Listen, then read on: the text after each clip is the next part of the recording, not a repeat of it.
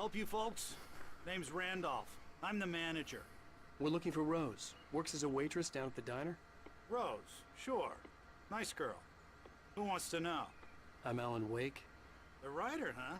I heard on the radio you were visiting. Well, I'll show you her trailer. That Rose, she's a nice girl. Always pays her rent on time. As I was saying, Al, I found all sorts of weird stuff from the local newspaper's archives. This place is crazy. Disappearances, mysterious deaths, urban legends come true, and, get this, most of this stuff takes place around Cauldron Lake. Well, you ain't wrong, mister. The Indians thought the lake was a doorway to the underworld. I'm the God-fearing type myself. I don't hold with that sort of thing. Yeah, okay. Anyway, there was an island there owned by a guy called Thomas Zane. Now, some of the articles I found about him make him out to be a famous writer, but I ran a bunch of searches, couldn't find a single thing he wrote. Zane was heavily into diving, so much so that the place came to be called Diver's Isle. But the volcano under the lake erupted in 1970, and Zane went down with the island. Hi everybody, I'm Doc Shocker, and welcome to Alan Wake. My apologies for the quick sign-off on the previous episode. Yeah, well, you can wait. I'm talking here. But anyway, I was getting a message from my computer that it was going to restart for update, so I kind of had to cut it quick. But that's been situated. I changed my update settings, things like that. Yeah. So anyway, in our last episode, we I got things to do. This place don't run itself. Do you mind, sir? Thank you. We finished at Elderwood National Park, made it to morning, and oh, come on. Can I just sock you in the dome? You are truly, truly rude for interrupting. That is all. Let's see. And no, I'm looking around, so you can just wait, sir. One never knows what kind of swag we can find around here, be it a thermos, or a page, or a page wrapped in a thermos, wrapped in an enigma. I mean, options. Options, sir. Alright. You may now lead the way.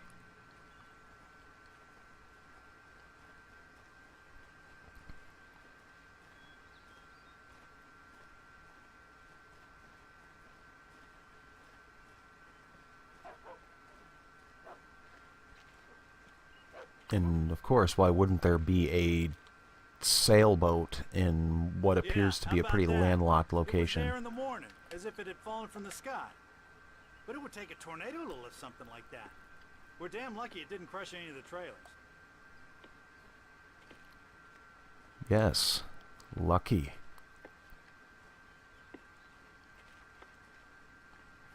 Randy's Hot Dogs.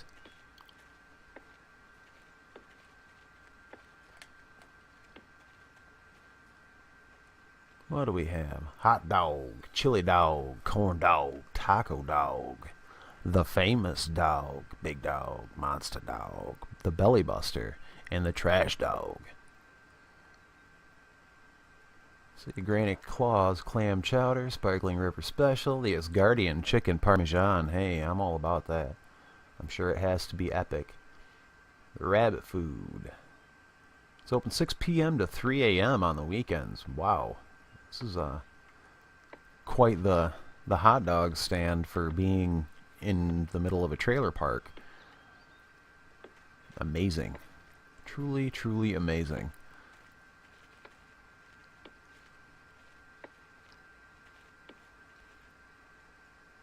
It gets better.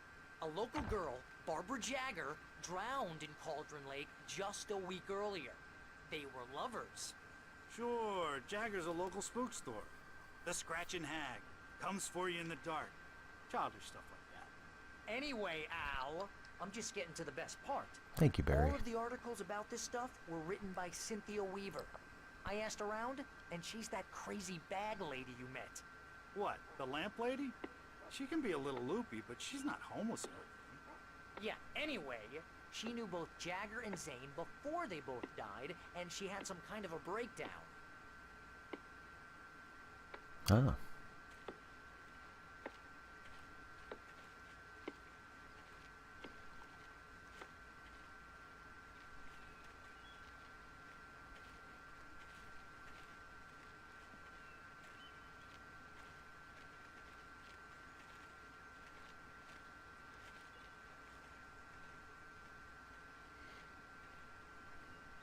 Barry, you're so creepy. Just gonna hang out behind these bushes here and, you know, whatever.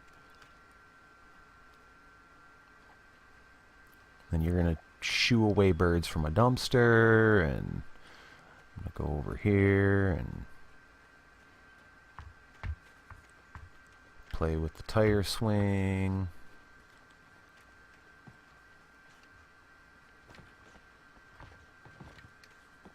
Wee, a little red wagon, you know, the whole bit.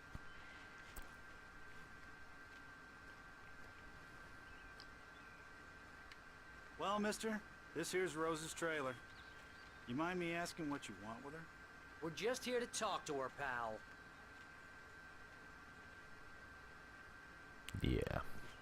We are just here to talk to her, and it doesn't mean you need to make it all creepy.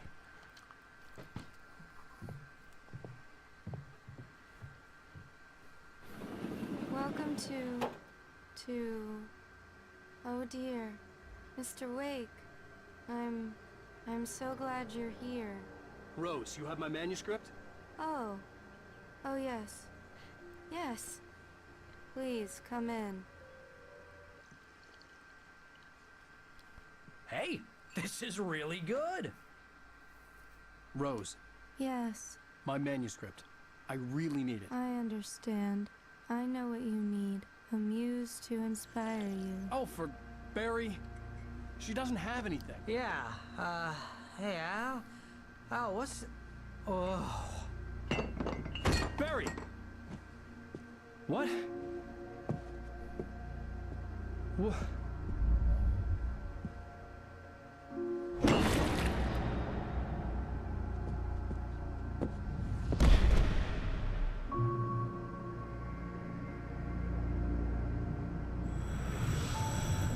It's coming for you, hiding in my barber's skin. I'm too weak to stop it. You must turn the lights on. I promised I'd come visit you and your lovely wife. You must finish what you started. I insist. You must turn the lights on. Turn the light on. Back to work, boy.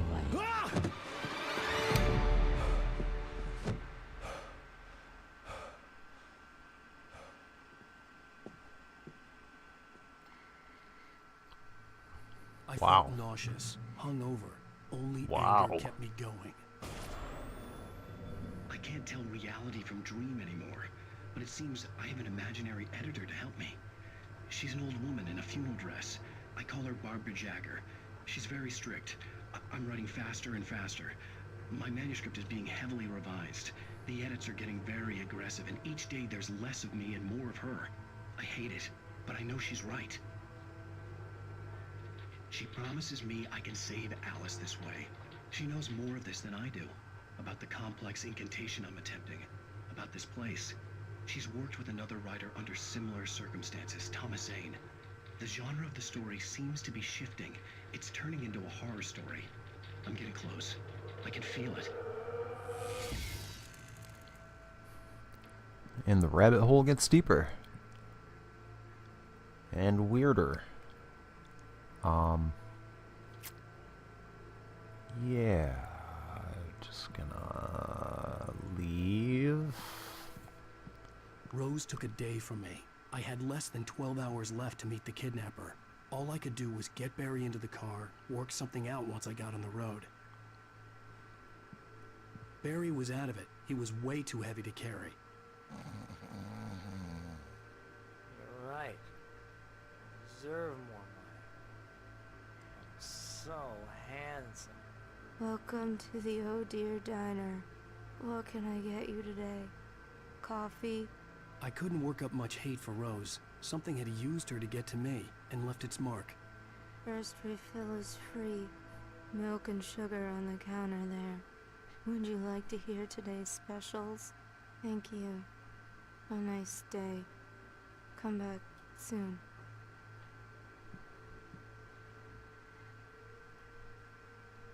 Cooking with corn, 72 tasty recipes. Fantastic. Alright, so we've got 2 copies, or 2 Alan Wake novels here, as it stands. Let's see, so front door, wide open, it's always good. My gun and flashlight were gone. I'd have to find a way to get Barry into the car as quickly as possible. There was no time to waste. Mr. Randolph liked Rose. That little smile she had. How she was still sweet when life had tried so hard to make her bitter. It wasn't any of his business what she did in her trailer. But those strangers, the writer and his smart-ass sidekick, looked like trouble. And they'd been in there for hours, way past her normal bedtime. He reached for the phone and called the sheriff's station. So looks like we're probably going to be having some company here very soon. But seems to be a clear night so far. No real indications of the darkness to come. I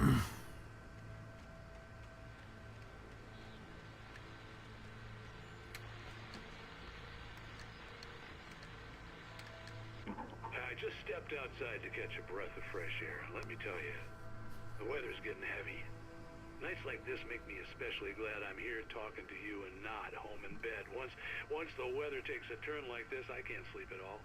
It's all tangled bed sheets and dark thoughts, punctuated by the occasional plunge into nightmare. Is it just me? Well, perhaps it is. But I hope I can make the night a little bit easier to get through. Caller, you're on KBF FM. Hey, Pat, it's Walt Snyder. What's on your mind, Walt?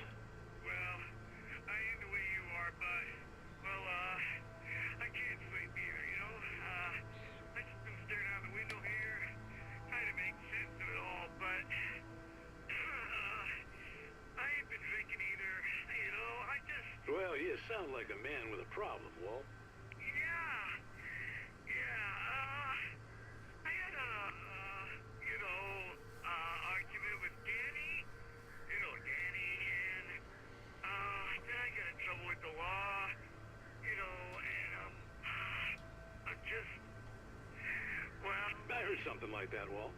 Yeah, well, he's, Danny's my best friend, and, he let me on bail today, and now I'm just alone here at the window, waiting, man, and there's something in the air tonight, man. I was just outside looking up at the sky above our broadcast tower thinking the same thing. What are you waiting for, Walt? I don't know. Something's gonna happen. I think I better go. Well, Walt, maybe... No, thanks, Pat. Well, good luck to you, Walt. Hang in there.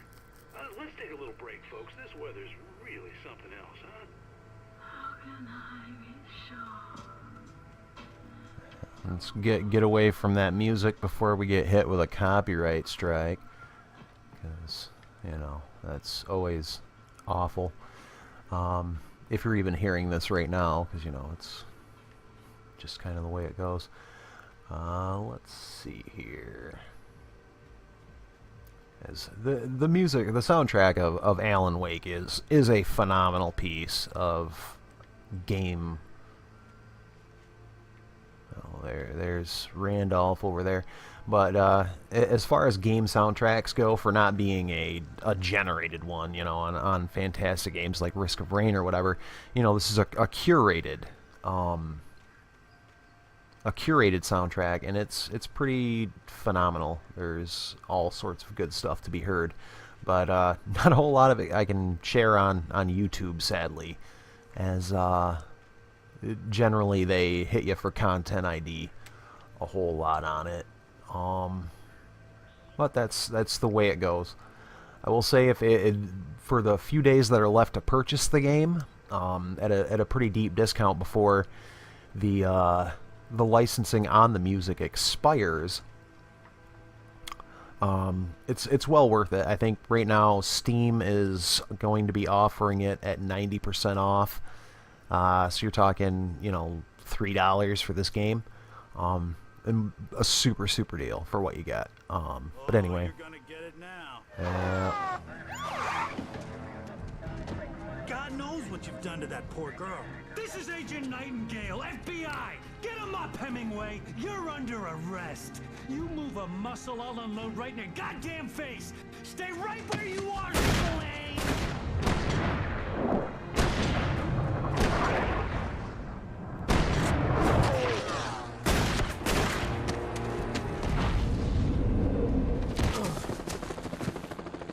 What are you?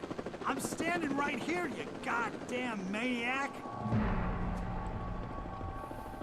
You're not wrong, Randolph. I hated to leave Nightingale Barry is... behind, but there was no way I'd miss my appointment with the kidnapper.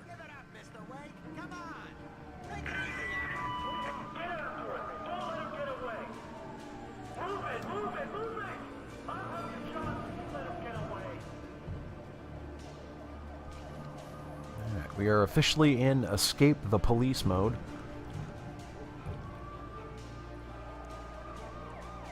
With, all of the cardio skills that Alan Wake is known for.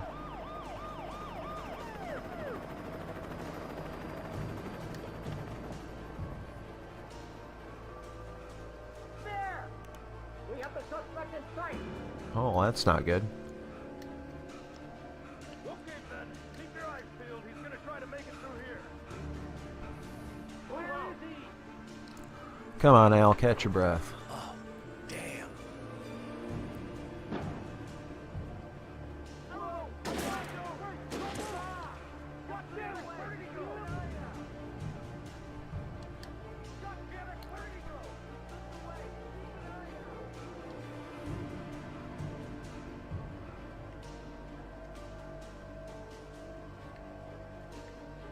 Sure to have a look around. I don't know if they would try and lay out the no, I think there's one right there, manuscript pages in a time crunchy situation, but at least they're kind of laying them at my feet a little bit, so pick that up and we'll have a listen. For decades, the darkness that wore Barbara Jagger's skin slept fitfully in the dark place that was its home and prison. It was hungry and in pain. It dreamed of its nights of glory when the poet's writing had called it from the depths and given it a brief, terrible taste of power and freedom. The rock stars had stirred it from the deep sleep the poet had sunk it back to in the end. When it sensed the writer on the ferry, it opened its eyes.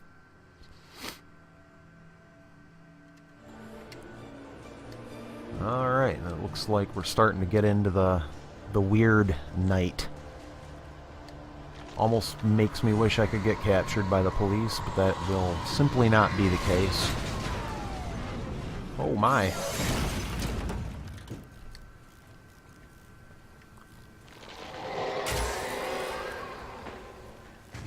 Anything to be... Nightingale, over. What on earth is going on? My deputies tell me you fired at Wake and he didn't have a gun. You almost hit a civilian instead. Over. Sheriff, Wake's running. I'm giving chase. I don't have time for this. Well, make the time. You can't just go shooting at people in my town. Over. I'm a federal agent pursuing a fugitive. You want to discuss my message, Sheriff? Make an appointment. Over. You stay right where you are, Agent Nightingale. I'm on my way. Out. Alright, so we know that Nightingale is genuinely on his crusade, and looks like we just missed some dialogue, which is always a shame. As, it's really no mystery that I am a huge fan of the narrative of this game. It certainly has a very strong method of delivery when it comes to getting the story to your brain. Changes up often and kind of keeps you on your toes, invested into what's going on. At least that's, you know, my humble opinion.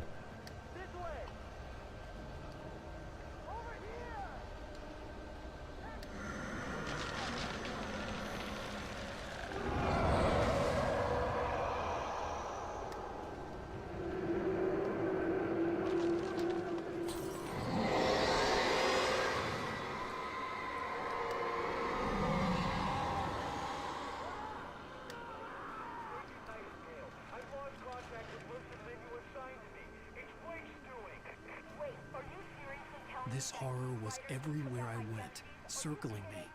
The cops didn't stand a chance. They were after a writer, not a monster.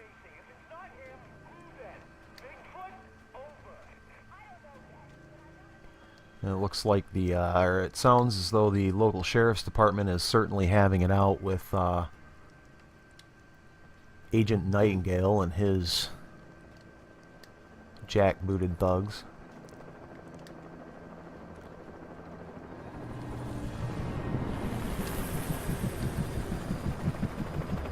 You on the ground.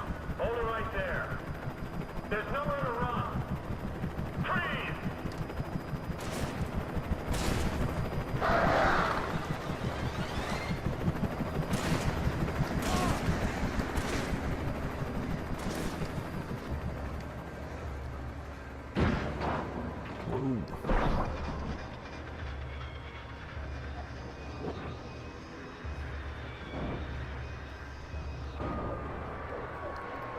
Suppose I'm probably going to get blamed for that, too.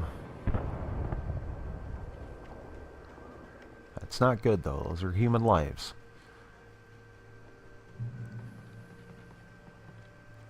Alright, what do we have here? Fire watchtower? Could be. Is there anything over there? See anything of interest? Nothing standing out.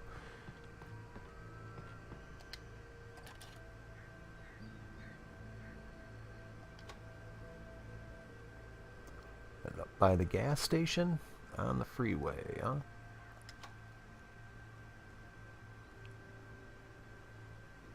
That harkens back to episode 1, even.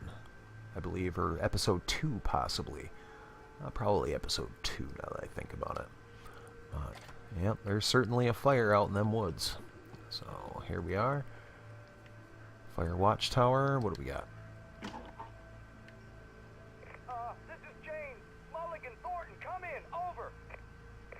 Thornton here. Jake, we got both Wheeler and Rose. They didn't put up a fight or anything. But it was... Hey, would you... Come on. Sit down and give me that. James, Mulligan here. Over. I could see the lights at the radio station in the distance. Over. We got Wheeler and Rose here. Wheeler's drunk or hopped up on something. Speaking of which, that Fed had a pretty particular whip of load of scotch about it, you know what I mean? Over. I don't have anything on that, Deputy Mulligan. Over. Well, whatever. Anyway, Rose is just being plain weird here. You better get Doc in and take a look at both. Over. Gotcha. You better get them here quickly. The, Fed's gonna want to interview Wheeler. Over. Oh, yeah, I bet he does. Looks like they have a lot in common. Mulligan out. Well, that was awfully rude. Let's not be needlessly rude to Barry. I mean, he's quite literally an unwitting pawn in the entire affair. Let's see, that's a pretty steep drop, so it looks like we're going to have I to... imagined that the broadcast tower in the distance was part of the local radio station. Maine seemed like a decent guy. Perhaps he could give me directions to the coal mine. Be, Pat Maine. Unnatural shadows clung to the gate.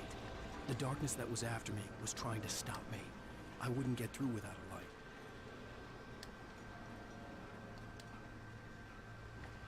Let's see.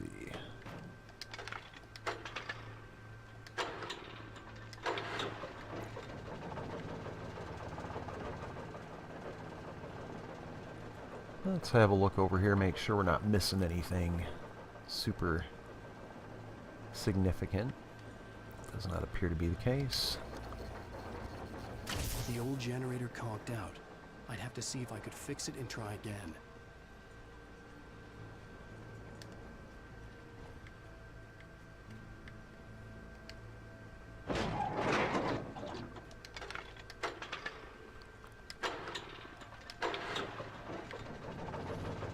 Alright. Well, let's give this another shot.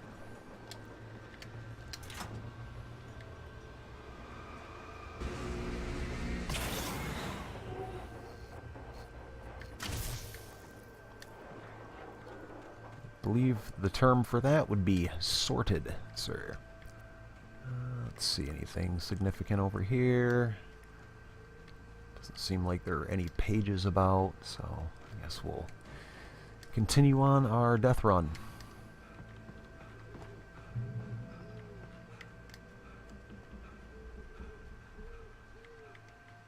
Which again, you know, it's entirely a matter of cardio. Oh, that was cute.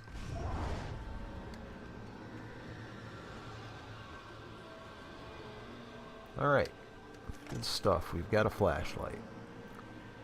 We've got 5 batteries.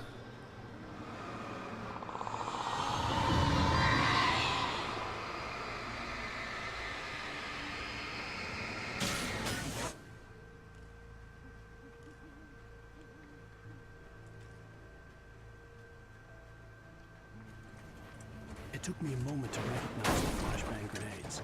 They were an ideal weapon for my situation. Alright, so we have got grenades. I'm sure these will be doing good work for us.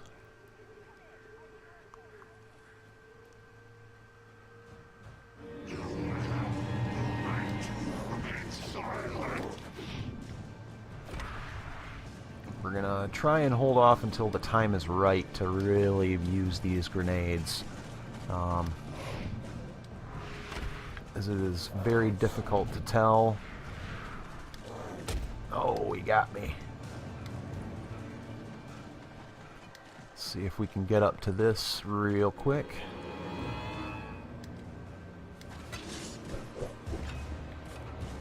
Alright. Yeah, go away.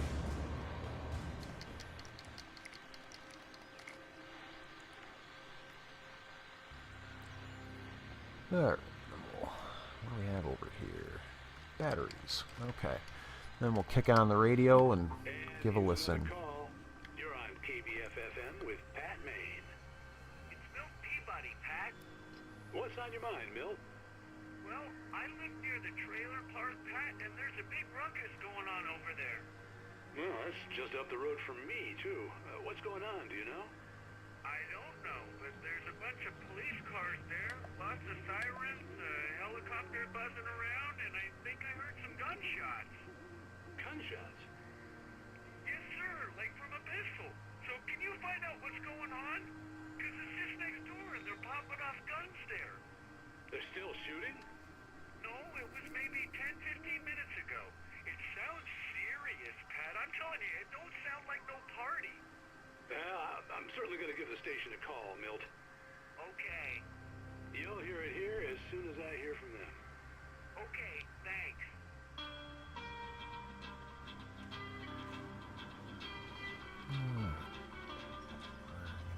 Make our way a little further away from the radio. Again, can't really reasonably hang out around them. Alright, this seems like a good enough time for some flashbang action. And then we cook it.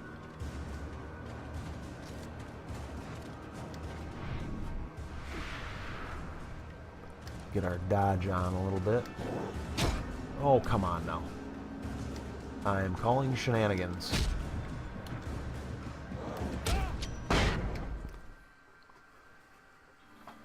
Alright. Let's try this again.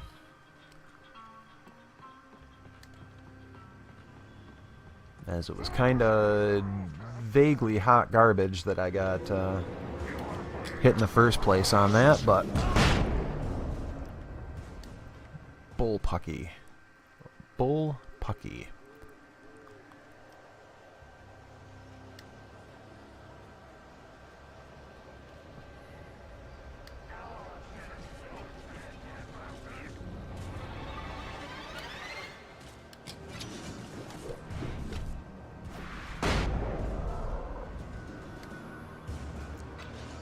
Alright, I see some police lights in the distance, so this might be our out.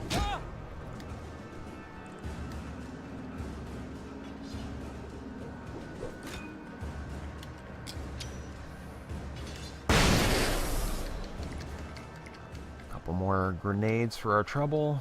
The ominous music is off, so deeper in we head.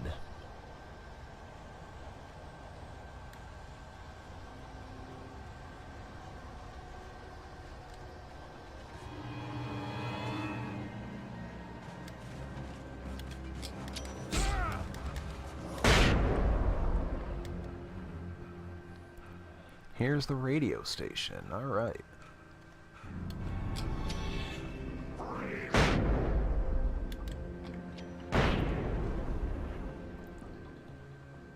Really didn't want to have to use that second grenade, but is the way it goes. I hope Maine could lend me a car to get to the coal mine. Alright, and I think this will be a reasonable enough spot to leave off for this episode of Alan Wake. If you've enjoyed the video, please be sure to press the like button down below. If you have any comments, questions, or critiques for me, you can leave those in the comment section below. I'd love to hear from you. And with that, this has been Alan Wake. I'm Doc Shocker. You've been great. Happy gaming.